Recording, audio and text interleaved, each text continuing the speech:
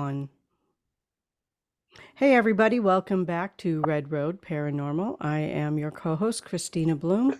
I'm a professional psychic and medium, a member of the Adirondack Park Paranormal Society, and I am also of Alaskan heritage, but I am not tribally affiliated. I am Resnick, Stockbridge, Muncie, Band of Mohicans, enrolled member of Cryptids Anonymous in the Paranormal Society. I'm a paranormal investigator, cryptid investigator, and as you've now figured out, co-host for the show. And today I'd like to welcome in a good friend of ours we met about a year ago, Mr. Larry here. He's with Expedition Entity. Larry, why don't you tell our fans a little bit about yourself? Sure. Well, I am connected to the Cherokee tribe, though not tribally connected. I did one of those, I want to say it was like 23andMe or one of those DNA things. Mm-hmm. And I guess in my DNA is Pocahontas. So that was pretty neat to find out. But that's all the Native American affiliation that I have blood-wise. So I feel like I fit in a little bit. You have about as much as I do, honestly, so we're good. Yeah. Hold on. He's the first white person I've ever met that can actually say that his great grandmother of some sort is a Cherokee princess and mean it. Yeah. I don't know how true those DNA test things are, if they're legitimate or not. But it was pretty neat to find out. And I've always heard that we have Cherokee blood. So for that to come back as being true was pretty neat. So yeah, it's a pretty neat story. But other than that, like you said, I'm the director of Expedition Entity, and we've been doing Expedition Entity now on Paraflix. This is our 4th season, and then we did 2 seasons prior to that on YouTube. So it's been just about 6 years now we've been doing it. Excellent. And we've gotten to all sorts and manner of places. My favorite out of all the places we've been to is still Broadhead Manor. Some things there that I still have a hard time explaining, but Yeah. that's just the nature of the beast, right? Yeah. Yep.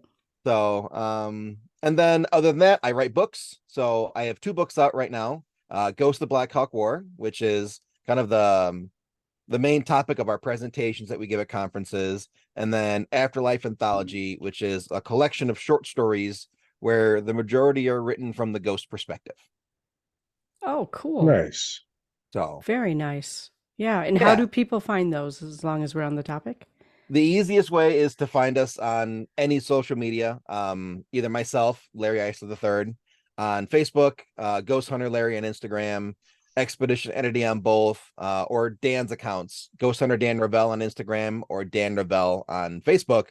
They all have our Linktree link, and then in that Linktree there's 30 links, various different things. All of the cast members of the show have a link on there.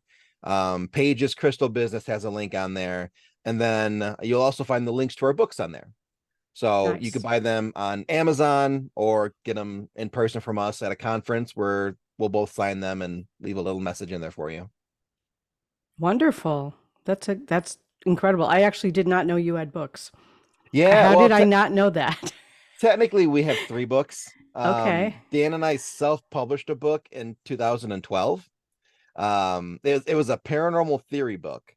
And the cool thing is a lot of the theories in that book have either been picked up by much larger names or been proven true. And since then, so it's really neat. But like I said, it was self-published and it was self-edited, and there's a lot of grammar and spelling and publication mistakes. So we don't talk about that book anymore. I feel you, because my first book in 2008 was self-edited, and boy, did I learn quickly how much of a mistake that was. Yeah. When we did our current 2 books, the ones we actually talk about, I did the first round of editing. Okay. And then when I sent them off to the publisher, Mike Ricksecker at Haunted Road Media, he made a few additional tweaks. So things that I missed, he's just like, hey, no, we got to fix this. Like, my bad. Sorry. Okay. So yeah. A good editor is worth their weight in gold. I'm telling you. Yeah. Yep. Mike's a good guy. I've had a few Great chances to guy. sit and talk with him. Yeah, he's fantastic. I don't know how he gets everything done in a single day. I'm pretty sure he doesn't sleep. Um, he does the whole like Egyptian aliens thing. He might be an alien. That might explain how he gets so much stuff done. Could be. Could be. It's a He's got some possibility. like secret alien tech in his closet where he just goes and boop, here's another theory. And there Right. it is. And we're all There just you blown go. away. There Yeah, you go. he's also does shadow people stuff too. He A lot of does. research with shadow people. Yeah, I went to his presentation in Janesville. What was that, 2 years ago? Yep, I was It was there. two. Yeah, that was a great presentation. Yep. He does a really good job. Really, really good job. But yeah, I think that was the first time you and I had met. Yeah. Yeah, it was actually my first outing with the team to an event. Yeah. And we met there, got to hang out with Jeremy Leonard and Dave and everyone and Mm-hmm. Dave Schrader. Who else was there? We actually, little side story, I got to hang out with Mike, Dave, Brian Kano, and who else was there that night? Chris Fleming, all at the hotel afterwards. Everyone went to Broadhead for that big investigation. Yeah, yeah. I'd come walking through the gallery there, and they're all just sitting there hanging out. And they're like, "Hey, Resnick, get over here and hang out with us." So we sat with them for a couple hours that night and just kind of kick back, chill, and Nice. listen to stories. Nice. Yeah, Nice. I was a part of the group that went over to Broadhead. And then it was kind of neat though, because I got to film, and then a lot of the other paranormal teams filmed that night. Yep. So I, by some miracle, I was able to get all the content release forms from all the investigators, all the likeness releases from everybody present, and compile like these 75 documents into this like 30-minute mini investigation doc of Paraflix investigating Broadhead. And it was pretty cool. It was really neat. That had to be a lot of work.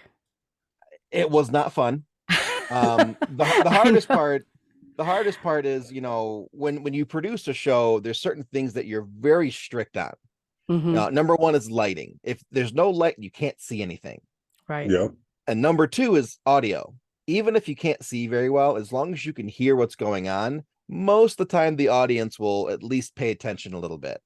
Right. Well, I had wireless microphones and a shotgun mic and a big, huge floodlight and all that stuff, but some of the other investigators didn't. Hmm. So when they're in a room doing audio and it's just camera audio, which normally that's scratch audio that you get rid of because it doesn't sound good. Well, Right. that's all I had for these groups. And I'm sitting there like, I can barely understand them. I have to put subtitles to these people. Otherwise, no one else is going to hear them. So it took me 3 weeks of listening and typing subtitles and then baking them into the video so that everybody could hear what these people were saying.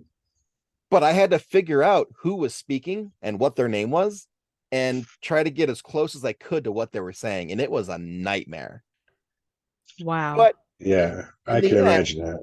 Now, in is the end, that the it was one you pretty guys cool. won the award for? No, that was season 3, episode 1 of Expedition Entity. So Okay. one of the clips of Natalie Jones from that prior night though made it into that episode.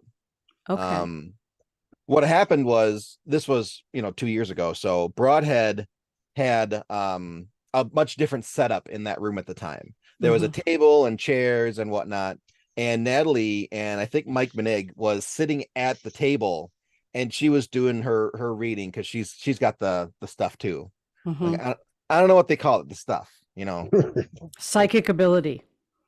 but everyone has a different name. I Like know. Natalie calls herself a paranormal navigator. Like I'm Yeah. so confused. And then you've got Rob Thompson, who's I think what is it, a spirit intuitive or a spirit? There's all these different Spirit names. sensitive. Yeah, I don't the stuff. They got the stuff. So I like that. I'm going to start but using that. I just got the stuff. she's got the stuff. Right. Or like when I'm talking to my friend Nat from ACG, I'll call it the juju, Hmm. like the juju powers. I like that one. Yeah, that's my favorite. But Natalie's sitting there doing her thing and doing the reading of the room and picking up on some pretty nasty stuff, which the principal in that room can be very nasty, Mm-hmm. especially to women. He's extremely old school. He doesn't really care too much for women. And then something much older and not human, which, we who've been there a million times know that there's elementals in the land Exactly. Yeah. and they're not human. And who knows how old they are? Mm-hmm. They could be from a point in time that we can't even fathom. Right. And they're Yep. shapeshifters. Right. So So yeah. you've got people that see them and they're as big as the building, and Mm-hmm. then other people see them and they're 7 feet tall. Right. So they're all over the place in shape and size and whatnot. But It's all the how they want to project themselves to you. absolutely. And with that being a burial site back behind the property, it makes a lot of sense that they're there. Mm-hmm. So Natalie's doing her thing, and it was so cool, and some of the things that she was experiencing, that they made the episode because that same room was where Jenny Coles had her, I don't even know what to call it. We were doing an SB7 session on the couch. We were all just kind of sitting around the couch, and then it's kind of a tight space if you look at the video, and Steve is wedged into the corner of their couch shooting this way, and there's nowhere for me to go. Like, I can't be to the left because I'm visible on this camera, and I can't be to the right because I'm visible on Steve's camera. So I found a little blind spot, and I'm wedged in between Steve and the TV entertainment center. So we're doing this thing, and all of a sudden Jen, is kind of listening for the speaker, and then she just checks out. Like, in her eyes are gone. She's just completely gone.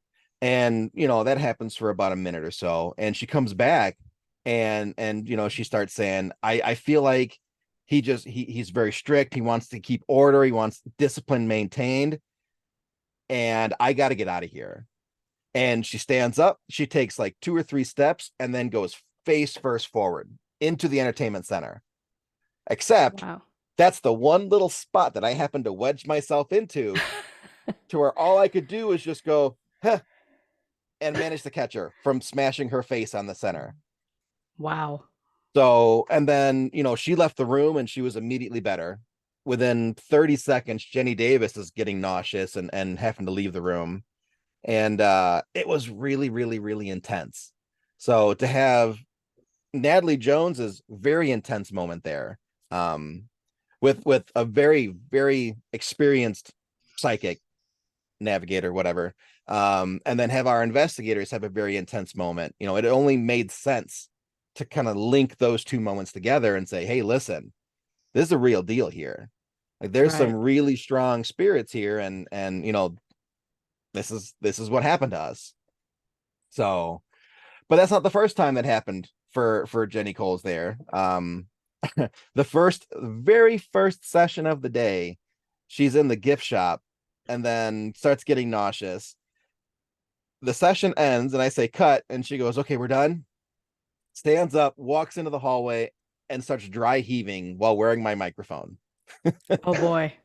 And I cut the camera, but I forgot that she was wearing a microphone that still records even when the camera's turned off.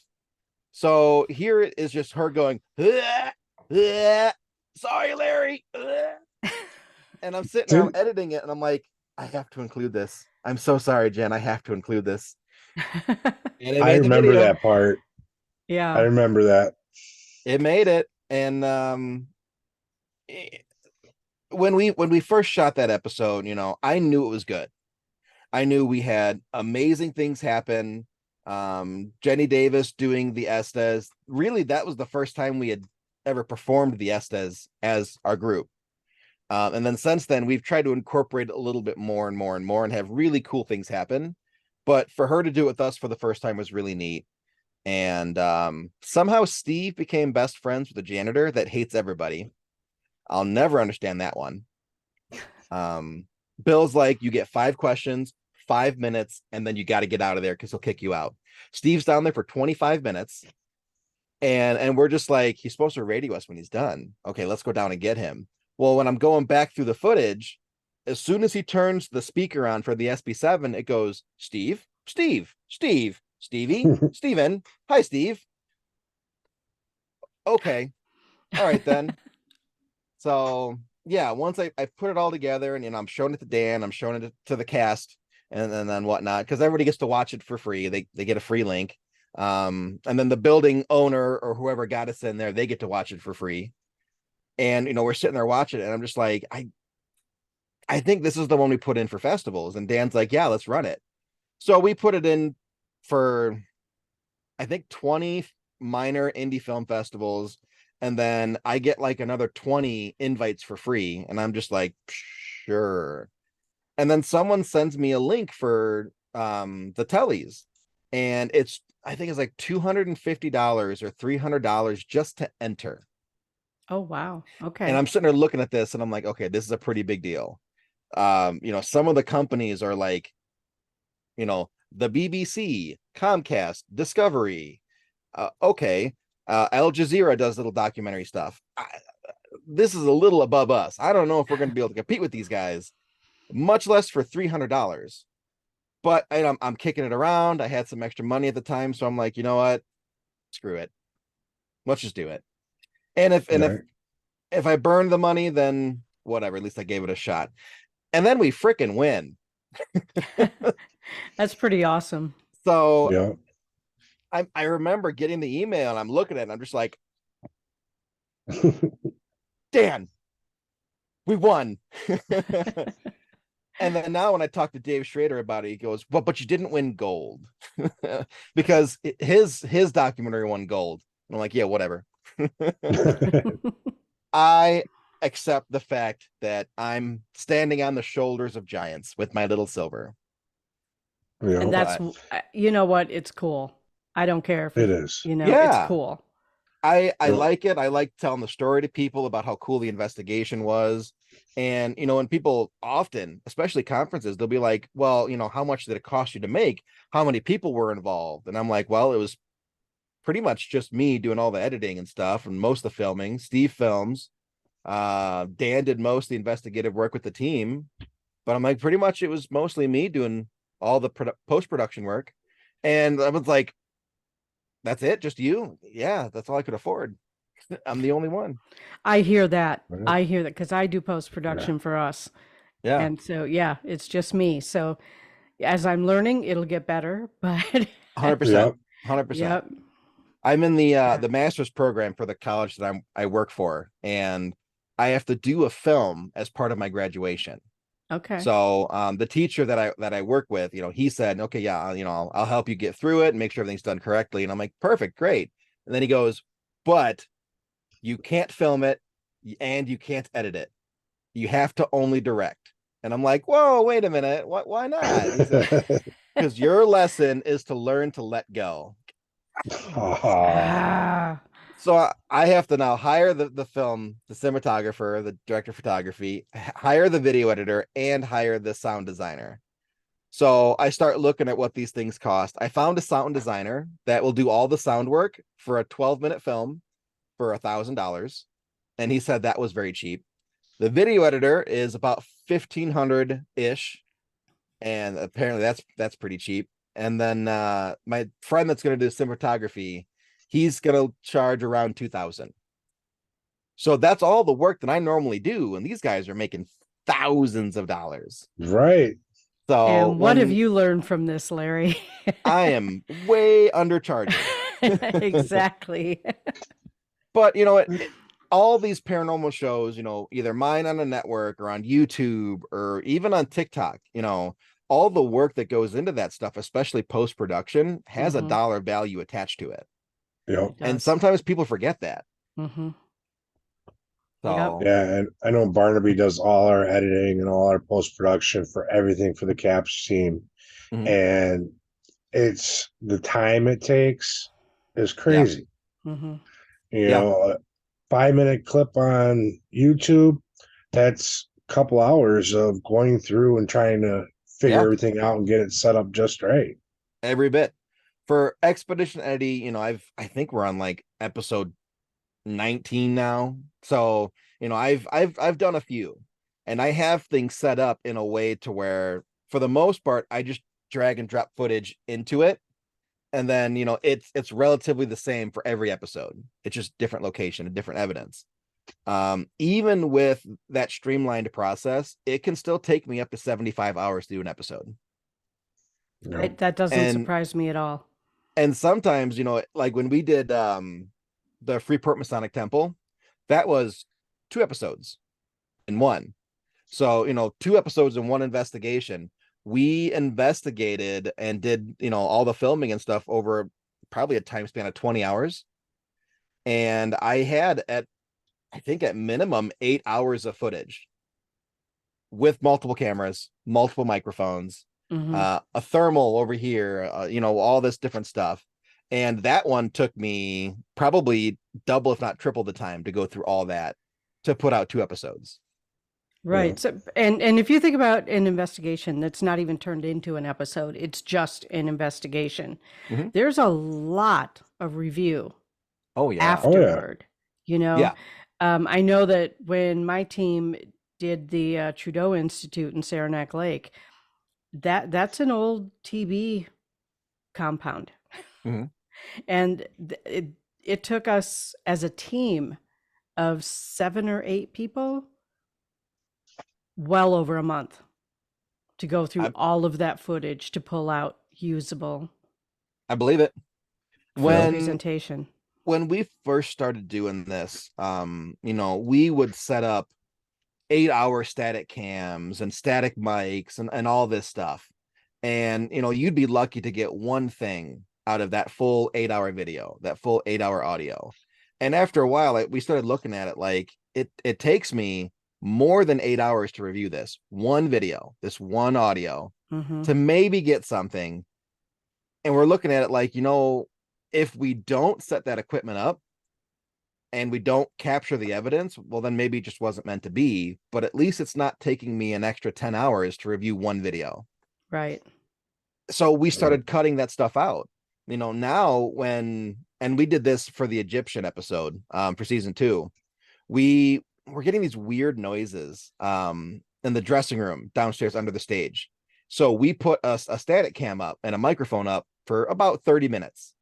30 minutes after the session was done, we went back to the little headquarters area.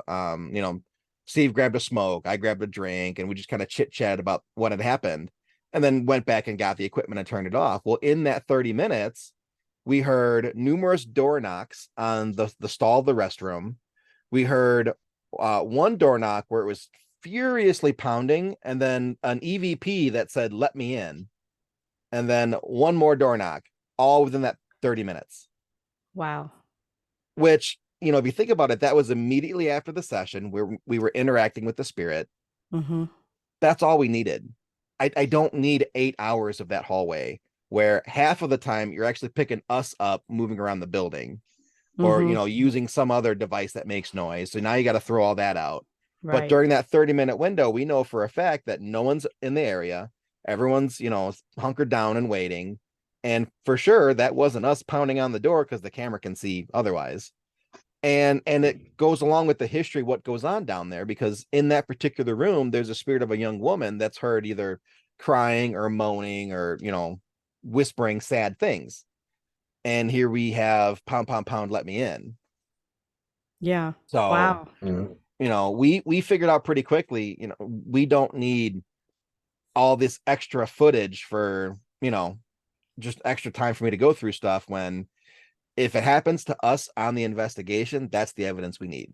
Right. Exactly. So, and, like I said, it cuts so much time out of the show and out of my process that we're able to get episodes out quicker now and still have pretty high quality stuff. Yeah. It's interesting. I haven't done like a show. I've done a lot of investigating. I've never done like done it for a show. Sure. Well, there's yeah, two avenues for a show. Yeah. Okay. There's kind of a ghost hunter's way, where they go out and the cameras follow them, and you have multiple cameras, and when they cut to cameras, they take out big chunks. Mhm. So a 45-minute session could be cut down to 5 minutes. Yeah. And they do it in a way to where it feels very natural. You really can't tell. But we as investigators know there's no way in heck he was in that room for 5 minutes. No, Yeah. no way. He was there for much No way. longer. They just cut Yes. out the boring stuff. Mm-hmm. We don't like doing it that way because that's not what happens on an investigation. Right. Right. So the way that we do it is we go out for roughly 10 minutes at a time. Okay. Sometimes it's a little bit more, sometimes a little bit less. Very rarely, but it does happen. Something will happen right when the session starts. So, the recording will include, this is Dan and Larry session 1 in this room. And then Dan does our clap so we can line up the audio and editing. And then, that's the start of the session that normally gets cut out, but something just happened to happen there. Okay. Well, from that point forward, however long we're there is how long we're there, but we don't cut anything out unless we absolutely have to. So, That's awesome, because I think that a lot of people, because of the shows where they cut out the big spaces in between, and Yeah. they're just showing one event after another, after another, after another. That is so rare on an investigation to Yeah. get that much Yeah. footage in that short of a span of time. People don't realize how much is actually cut out. Yeah, it's crazy when you sit down Yeah. and really think about it, because let's take any documentary that you see on Travel Channel, Discovery, Netflix. Yeah, they're on location for days, if not a Mhm. week. Yep. Yep. But in the video, it's only one night. Yes. So how much is missing? Uh-huh. A lot. A lot. For us, Yeah. we book our time slot for whatever the normal time slot is. Okay. With the exception of Broadhead, because Bill just kind of lets us do what we want. Right. But for the Egyptian, it's a 4-hour booking. We paid extra for an hour before and an hour after because the setup and tear down, it takes a while. But you've got a 4-hour investigation block. Everything that we did in that episode Mhm. takes place in that 4 hours. That's cool. So, for us, it's very stressful of, okay, this one's done. Go, go, go. We got to go to the next one. Got to hit this one. We got to hit that spot. We have 10 minutes. Let's do this and get it done. But then you get situations where, you're just sitting there asking questions and it's kind of boring. Dowsing Mhm. rods are, yeah, this is pretty neat. Okay. And then all of a sudden a room on the other side of the theater flicks on, and, it doesn't mean anything to me, but Mhm. the director of the theater looks at that and goes, that light has a proximity sensor. That wouldn't Mhm. go on by itself. Oh, well, now it's significant. Right. Yep.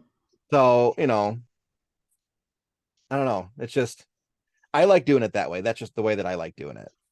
To me, that It makes more sense. I mean, it can save literally days of yeah. filtering through footage. Well, not only that, but footage takes space. Mm-hmm. And on average, a season of our show is between 5 and 7 terabytes, Wow. give or take. So, you've got all this raw 4K plus, 10-bit video from numerous cameras that take up a lot of space. And then as you edit, those files take up a lot of space. And then you've got 6 episodes. So, the more extra footage that ends up being useless, it just takes up more space on your drives. And now you need another $125 hard drive. Right. And all of a sudden you've got a stack of these things and you're like, why do I have so many? Yep. I So, think I've heard Barnaby talk that I think we have 12 of them. mhm. That is just from investigations and from what Yeah. we've done. We go through them, 1 or 2 a year. Yeah, absolutely. I think just for the show itself, we have 5. We have 1 for season 1, because we had less expensive cameras back then. Mm-hmm. And then seasons 2 and 3 are split up into 2 hard drives. And they're both 5 terabyte drives. So I think Freeport Masonic for season 3 was the biggest, because it is just so much of an investigation. But yeah, it all adds up, and it adds up quick, real quick. And that's just a cost of doing business. Mm-hmm. I got to put Yep. the footage somewhere, and I can't put it on Right. my computer because that's already full too. Right. I feel So, that. Yeah. Go ahead, Russ. what got you into all this? Into the filming and also into the paranormal? Well, I got into the paranormal first. Well, I guess technically no, I got into filming first. In high school, my friends and I would film music videos to our favorite songs. Okay. But I wasn't behind the camera, I was always in front of the camera. So I joined the army, did about 10 years in the army, came home, and then discovered the Ghost Hunter show and liked it. It was spooky, it was creepy. I like spooky and creepy, so it was a fit for me. And decided I wanted to get into it myself. So I started with urbex, finding a lot of rundown, really nasty places and getting some cool stuff. But a lot of it, all the stuff they'd show on the show and whatnot, I'm just like, there ain't no way. There ain't no way this is real. Too much is happening. When I go out, I get one whisper and I can barely tell what it is. But when they go out, they have all this stuff happening all night long, which now I know is, over the course of a week. Right. So I get involved on a website, a web forum, believe it or not, which don't exist anymore, really, for bachelorsgroveforums.com. And a lot of the stuff that people were posting there, because it wasn't just about the cemetery, it was kind of a all paranormal thing. And people were posting photos, and I'm like, well, this is this app. Here's the pictures from the app. That's that little girl. That's a fake photo. And people got so mad at me, like poo-pooing their evidence. So one guy finally messaged me and he invited me to come to Scott Mansion in Joliet, Illinois, which was a really cool place. Hiram B. Scott was one of the original patent holders for barbed wire, and he had like 7 of them.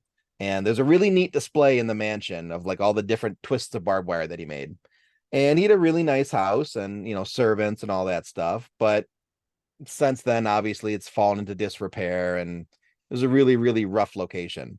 I thought they tore it down, but apparently it's still there now. I haven't confirmed, but yeah, I had experiences that night and I'm just like, okay, I'm pretty sure that was a car going by, but the shadow in the room blocking the light, I don't know what the heck that was. So I started to strike out a little bit more to investigate on my own away from a team. And then I met this dude on Facebook. His name's Dan Norvell.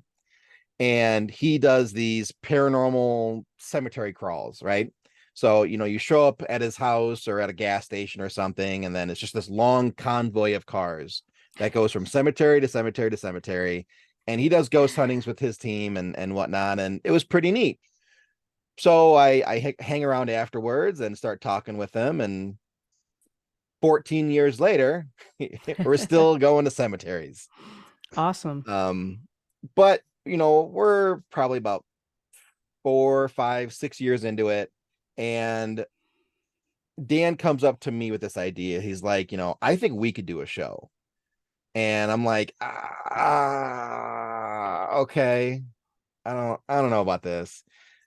Back then, that's when a lot of the ghost adventure stuff was coming out, like the brick that was thrown, where they're like, no, this was a person throwing that brick. And all the other stuff where they're like, that's fake, that's fake, that's fake, that's fake, and all these shows. So, he was fully convinced that we could do a show with real investigation where we don't have to fake anything, but we do it our way. Okay, fine. So we start the very first of 3 iterations of Expedition Entity, and it goes horribly. I still have the video. It was actually for Kellogg's Grove for the Black Hawk War, and we caught nothing except maybe a weird whisper that we couldn't tell what it was, and it didn't really go very well. And then around that time, Dan and I ended up taking a break from the paranormal, so the show just kind of fizzled out. So during this time, I started up a YouTube gaming channel with my son and learned a lot more about video editing through that. And about a year or 2 of that, decided to go back to college, where I discovered not only my passion for history again, but also my passion for film. So I'm telling Dan, oh man, this film class that I was in, it was really cool. We're doing this, we're doing that. And he goes, well, what do you think about bringing Expedition Indy back? Well, I do know a lot more now than I did before. So while I was in community college, we brought back the second iteration of Expedition Entity, and this was on our YouTube, and we did seven or eight episodes, and they were very YouTube-esque. We did the Google Earth drop in and all that stuff, and I look back on it now and I cringe. But that's what I knew how to do at the time. So used very cheap generic credit rolls and stuff like that. Yeah, about I think 8 episodes we did, and a lot of them are still out there. The majority of them have now been put to private, but a lot of them are still out there. And we get to the point to where the pandemic comes up and we can't film anymore. We can't ghost hunt even anymore. A lot of stuff just kind of builds up to where the team that we were on, the Ghost Hunter Dan Neville project, which I always joke with Dan and call it the Alan Parsons project. He decides to wrap. We can't get together, and it's too hard right now because the pandemic. So the team folds, and Dan and I just go our separate ways to do our own thing, right? We do little investigations here or there with some social distancing because that's the pandemic. And I'm sitting on all this footage that we have. And one of the old episodes from the second iteration was for the Veterans Memorial Hall. And he goes, I want you to re-edit this, and we should send this out to Paraflix. And I'm like, what the heck is Paraflix? Never heard of it. That's what I said too. At the time, it was only like 6 months old. It was brand new. Yeah. And I'm like, what all do you want me to do to this? I mean, we can't go film anywhere. We can't do anything. Mm-hmm. There isn't all that much I can do. And he goes, well, re-edit the footage that we took of the investigation. You have better audio software now. You have better video editing software. You could do a lot to clean it up to make it look better. Yeah, okay, fine. And I'm like, the interview still sucks. It was recorded on crappy cameras. It sounded bad. We didn't have the microphones then. And he goes, okay, we'll talk to Scott. We'll see if he'll be interested in being interviewed, and then we'll make that work. Well, Scott was okay with it. We did the interview at the Vets Hall. We put a new episode together and sent it off to Paraflix. And, I didn't think it was going to get picked up. I had attempted to send it to Amazon, and Amazon kicked it back because I screwed up the captions file. And I'm just like, well, that's it. We're done. This ain't going to go anywhere. And he's like, no, just send it to Paraflix. Fine. Okay, we'll send it to Paraflix. Off it went. And shortly after, she emailed me back and said, we need to have a talk. Okay. And here we are 4 seasons later. Mm-hmm. And we're an original show now. We're one of the top shows on the network. Go to a lot of events for Paraflix, a lot of events. And never thought that I would be here 3-4 years ago, but here I am, I guess. That's pretty incredible. Yeah. A lot of it was luck, to be honest. Mm-hmm. Things happen for a reason. The first iteration of the show was so bad, and then for some reason Dan and I just got sick of the paranormal and quit altogether. And then I edited YouTube gaming videos, which, had I not done that, I wouldn't have learned how the editing software works. Right. On little 5-minute videos that didn't matter. They were paying okay, but I learned a lot on how to do things. And then we come back and we do the second iteration, and okay, this is coming together now, but it's not quite there. And then I actually take film classes in college, and my bachelor's, my minor was in communications, which is the film program for my college. And now I'm in my master's for film, doing all this stuff, and it just gets better and better and better and better. But this wouldn't have happened if the 3 or 4 things that preceded it hadn't happened. Right. So it's weird to think that all these dominoes brought me to where I'm at now. That makes sense though. Yeah, because you had to learn every step along the way. You couldn't just go from A to Z without learning all those other steps in between.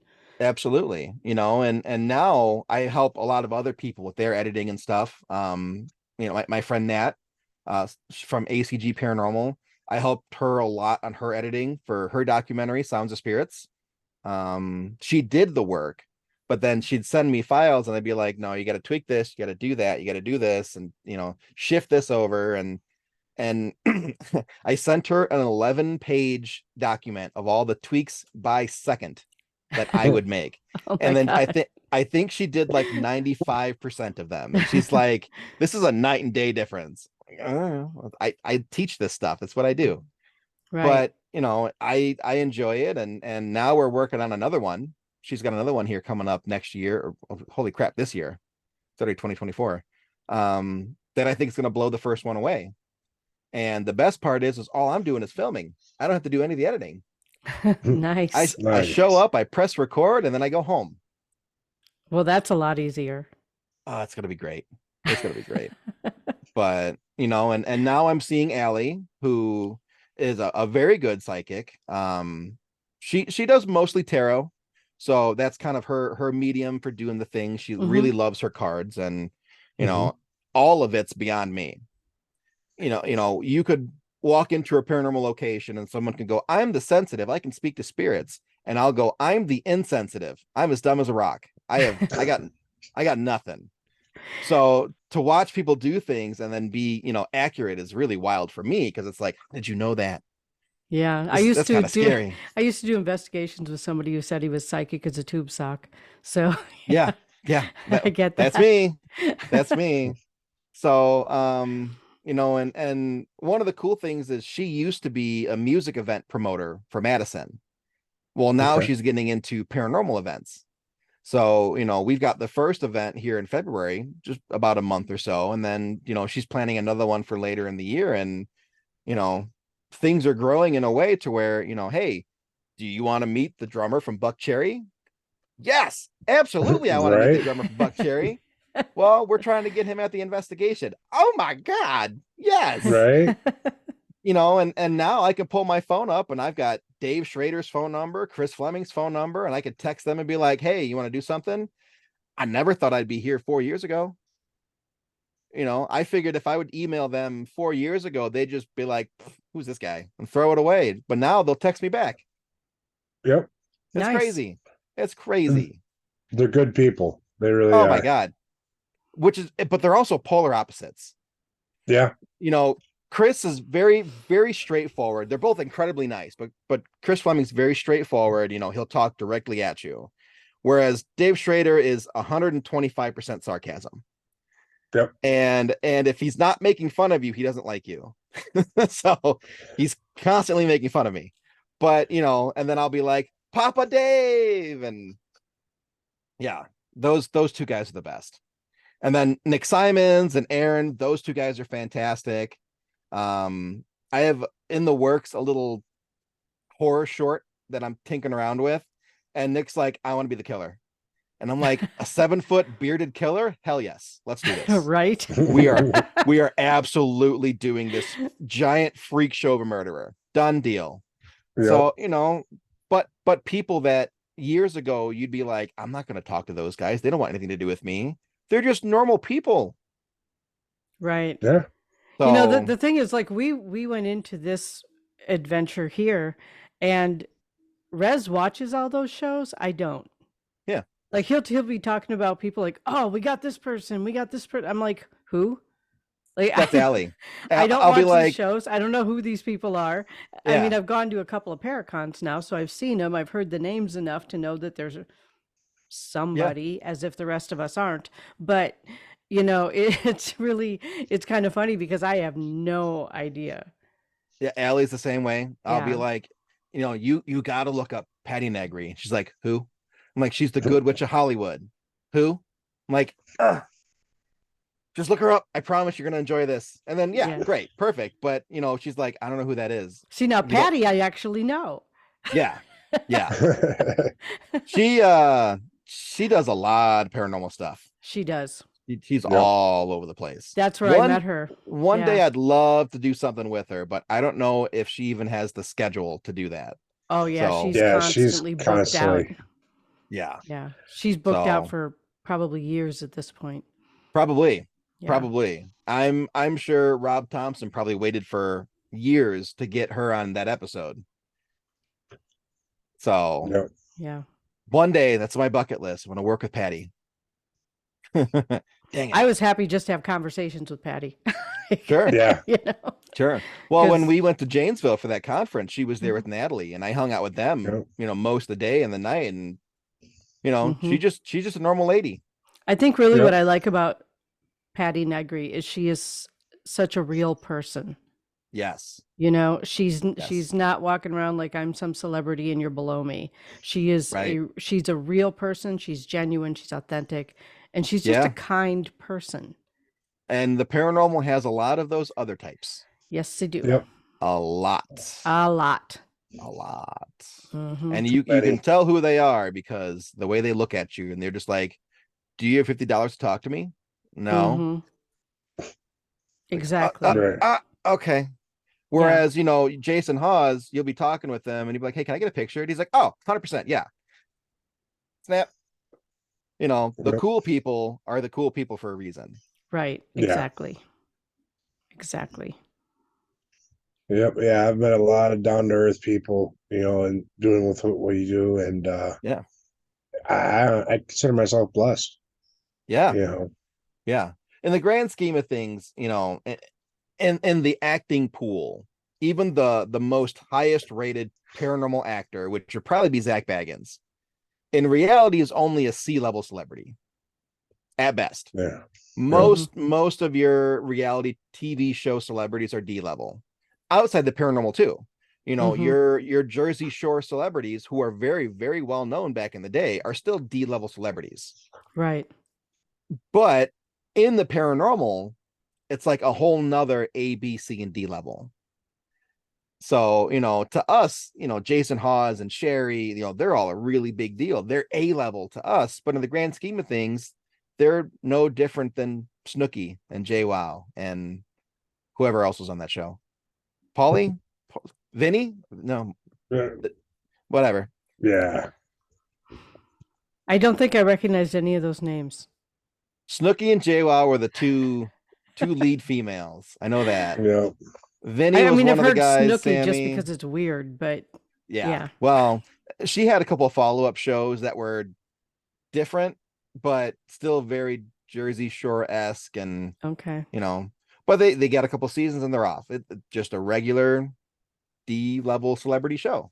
Mhm. Yep. So, but I don't know if other industries of TV have that same thing to where, like an A-level paranormal celebrity is like an A-level gold miner celebrity, the gold mining shows and whatnot. But I like it. I think it's really neat. It's like Yep. our own little small community pond where, these are the big fish, but if they were to go out into the ocean, they're small fish again. Yes. Yep. So Yeah. they're just regular people. Yeah. And that's one thing I do like about, when we do these paracons or these different events, how many of them are actually approachable. And they'll tell you, Yeah. come up and talk to us. We want to, get to know everyone. Yeah. Yeah. Yeah. Yeah. I might have met two that were not as open, and I won't say their names. You could probably guess one, but for sure two that I'm just like, ugh, Yeah. Yeah. yikes. But all the rest, you know, yeah, come and talk to me. Yep. So I Yeah, like it. Yep. I find it interesting that I don't know, people just like how does that happen? Do they get full of themselves? Do they get like people who don't tell them the truth anymore? Well, How does that happen? I, it's multiple factors. So number one, a lot of it is coming from their peers. So like, other people that are very high up in the paranormal celebrity food chain. And Okay. some of them have crappy attitudes. That's also why they don't stick around for very long, because people don't want to work with them. But they're Mhm. still out there and they're still doing conferences and events and stuff. And people don't have the greatest time, but they still have an ear to bend. So there's that. And then you've got the agents. So some of these agents are giving these speakers stipulations. Hey, if someone wants to take a picture with you, you cannot do it for free. You have to charge them. I've heard some of the networks are the same way. Okay.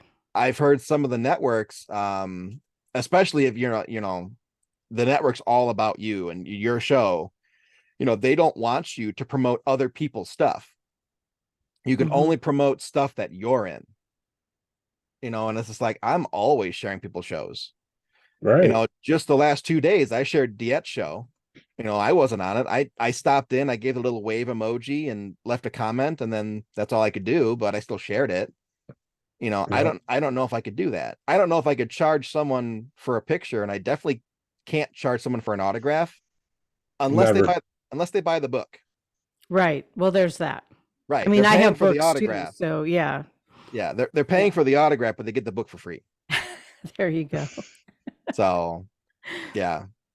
And I don't know if I'll ever get to the point to where someone tries to change that for me. I hope not. I hope that I'll always be able to do things my way, because that's kind of the way I like doing things. Mm-hmm. Mhm. But I'm interested to find out at what point that happens too. Yeah. Is it as soon as Discovery Channel picks up one of my documentaries, now I got to change everything that I do because of it? I don't know. Depends on what's in the contract. See, So, now, if you stick to your guns, remain to be yourself, that's all that matters. And you know right. what?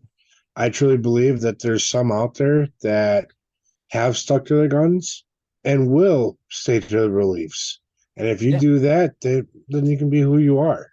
absolutely. Yeah. And that's one of the things I like about Paraflix is we have full creative control. Yep. Whatever I send to Natalie is what she puts out.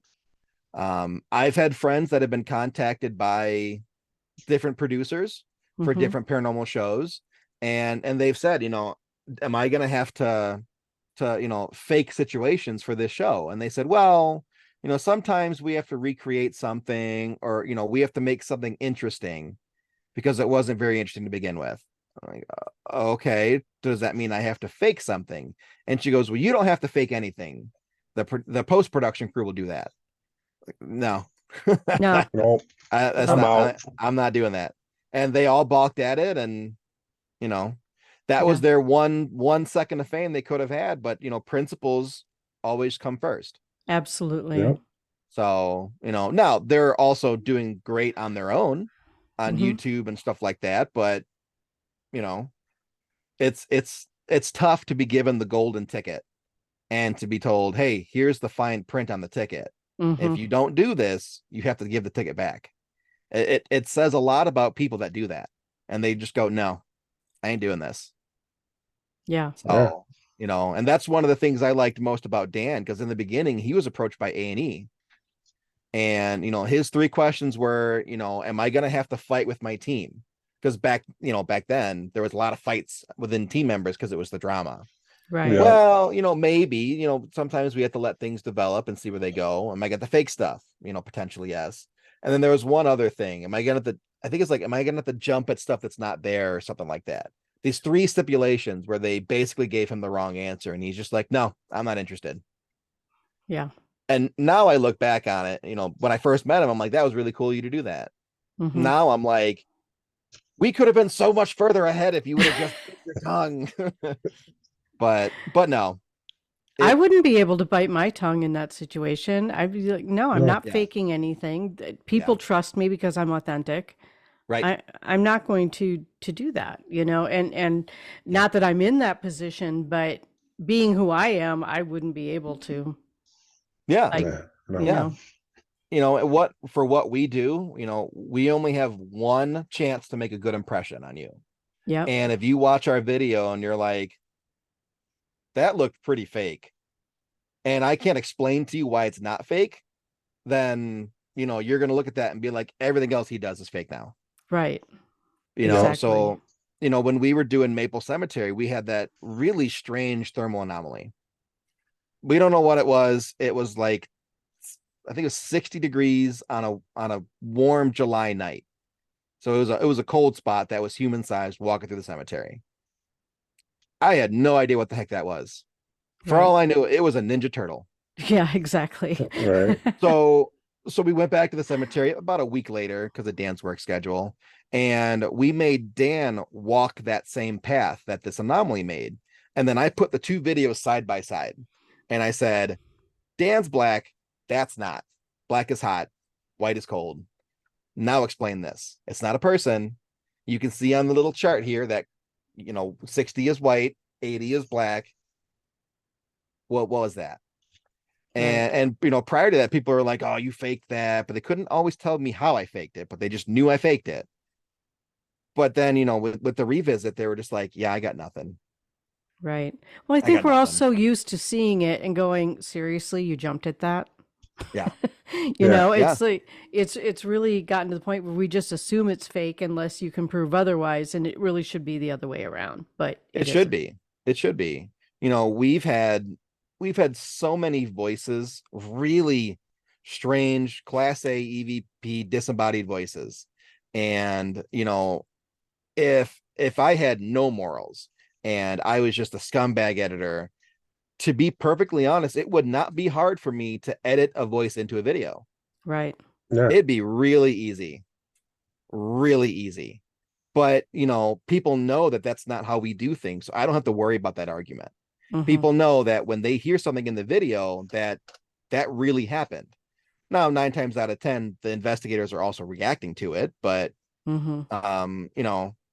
Your reputation is the most important thing you have in this field, and you cannot sully it Exactly. Yeah. because you only get it one time. And after that, look at Ryan Buell.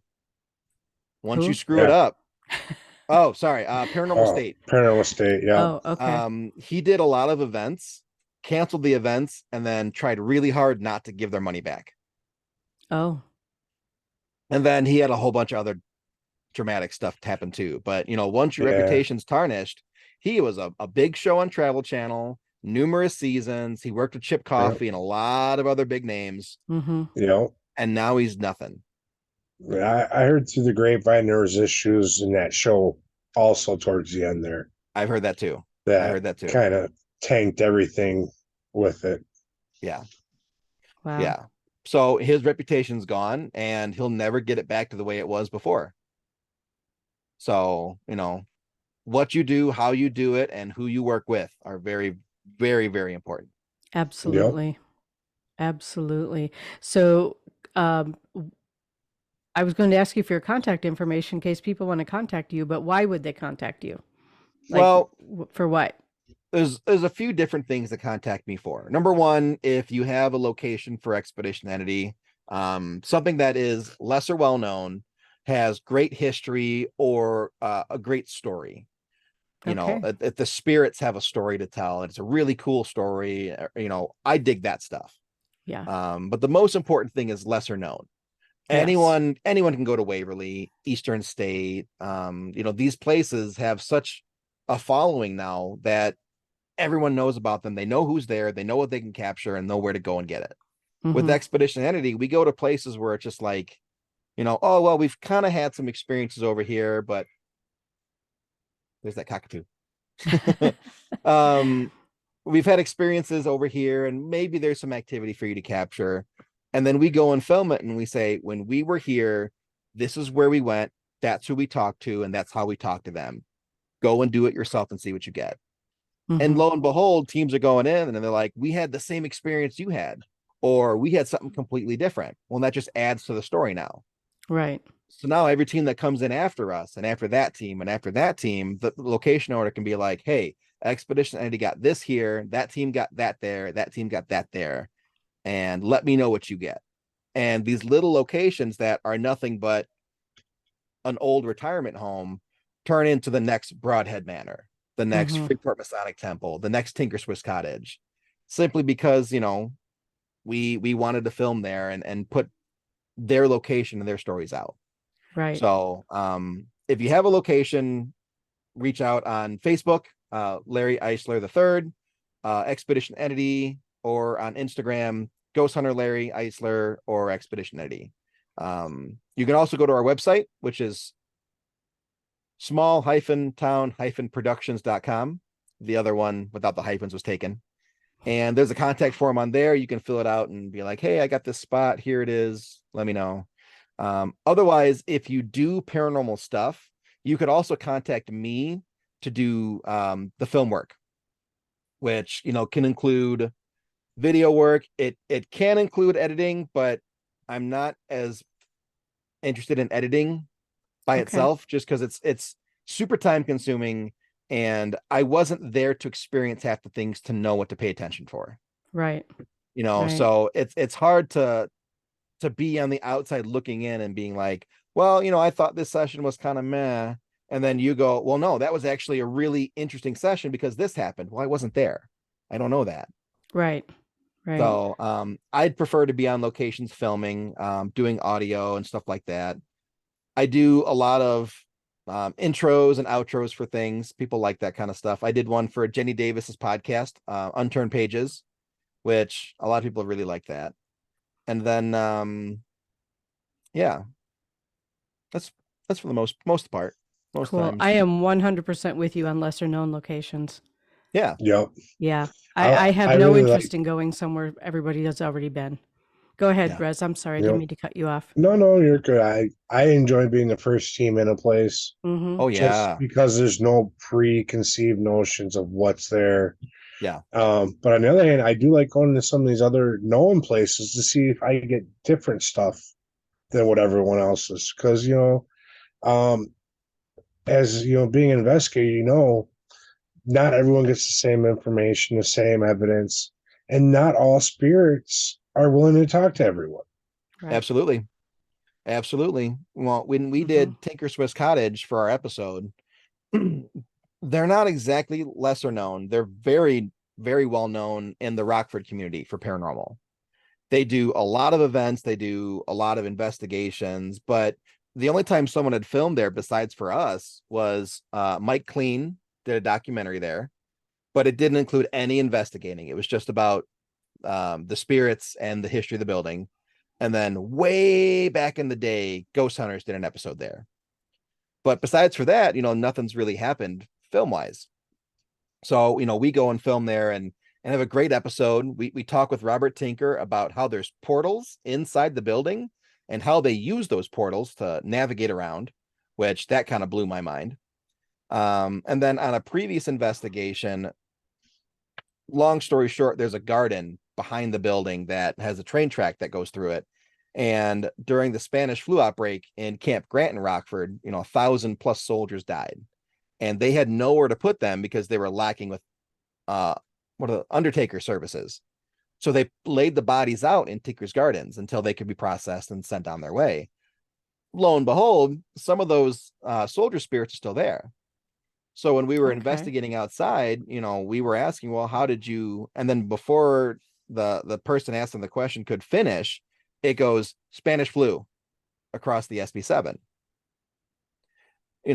When Jack Osborne and Night of Terror or whatever his show is called was there, they didn't cover that stuff. No. They went a whole different direction with Tinker. But it's those little pockets of extra information that should be included because it's really significant that always gets left out. So yeah, sometimes go into those more well-known locations and finding this little spot over here that nobody really seems to pay attention to, and then all of a sudden you hit it out of the park there. That's really cool too.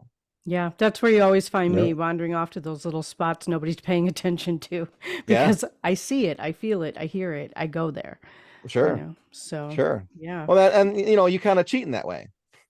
That's not cheating. I have to do a lot of research to be like, hey, in this little room over here that everybody thinks is a washroom, that actually used to be a closet and a janitor hung himself there. Everyone else thinks it's the washroom now and they skip it. I have to do the research. You're just like, hey, there's a guy in there. Yeah, exactly. But it's not cheating. It's just another skill. Nope. It's just another skill. You don't have to physically see the guy. Just feel the energy of the building. Yeah. Right. Sometimes I can. Where you're drawn to. Sometimes I can. I've noticed that if it's especially strong, I can pick up on it. If it's not, I tend to just breeze right over it. So that could be, prolonged exposure to the paranormal, some kind of a gut feeling, if you will. Others call it sensitivity, whatever. But intuition. I'll take that. I was gonna say a gut feeling is just intuition. Yeah. And maybe I developed that over the last 14, 15 years of doing this, but Plus, you're that's spending more time with the psychic. You're more likely to pick up true. more of it. True. Yeah. And I spend a lot of time with psychics now. Mm-hmm. You know, I worked a lot with Diet. I work with Allie now. The Ghost Hunter Dan project had Tessa, our sensitive. Before that, he had another sensitive whose name escapes me right now. But you know, now I've done stuff with Natalie. I've done stuff with Nat from ACG Paranormal. And I work with a lot more psychics now than I ever did. So, you know, it makes it easier to also believe them too. Mm-hmm. I still test them. You know, you have to. You Yeah. can't just believe everybody at face value. Sometimes you got to be like, what are you picking up here? Mm-hmm. What, anything over here? I know what See, happened the there. thing is, you might know what happened there, but if the spirits there don't want to talk to the psychic, they're still not going to get it. It doesn't make them Right. less psychic. Right. So Right. I'm just, And I've pointing I've that had out. I've had investigations with two psychics where they both were talking to completely separate spirits that couldn't see each other. So the spirits had no idea the other one was there. I have seen that too. Yeah. And it's because So my understanding is that because those two spirits are in different dimensions from each other. right, Yep. right, Different layers of time. Mhm. right. And that was the case. Yeah. There was one from I think the 40s and I think one from the 60s. And they just they weren't on the same wavelength. Right. But for some Yep. reason, this psychic could pick this one up, but not that one, and vice versa. Right. So I don't Oddly know. enough, it's just the way it works. And sometimes we don't have to understand everything. I feel like that's the paranormal in a nutshell. Yeah, pretty Yeah. much. Oddly enough, it just works. Mm-hmm. It just does. All right. Any last minute anything, gentlemen? The only thing that I would say is, you know, if this comes out before February 18th, there is the Madtown Paranormal Expo in Madison, Wisconsin at Crucible. It's going to be about a dozen or so vendors between noon and 6 p.m. And then a rock concert from 7, I think, until 10 or 11. Oh, cool. And you know, the tickets to the event, you can purchase the ticket that includes both the expo and the concert. Okay. So I'll Do you be have there doing a workshop. Do you have a website for that or anything where people can go looking for it? Yeah, I can pull one up for you. There's a Facebook event. It's Oh, called okay. Alley K Promotions presents the Madtown Paranormal Expo. All right, cool. And Diet's gonna be there doing readings. I'll be there, Dan will be there. Nat and Elliot, I believe, will be there. And then a bunch of other people. So Cool. I'm looking forward to it. Awesome. Thank you forward to it. so Sounds like much, a good Larry. time. Yeah, no, thank you guys for having me. This is a lot of fun. Yeah, it's been a great conversation. I Yeah. really appreciate it. All right, guys, remember, subscribe, hit the bell. Let's get those numbers up so we can do some lives. Yeah. That'll Right. be fun. Excellent. Most definitely. All right, everyone. Have a great week. See you next week. Oops.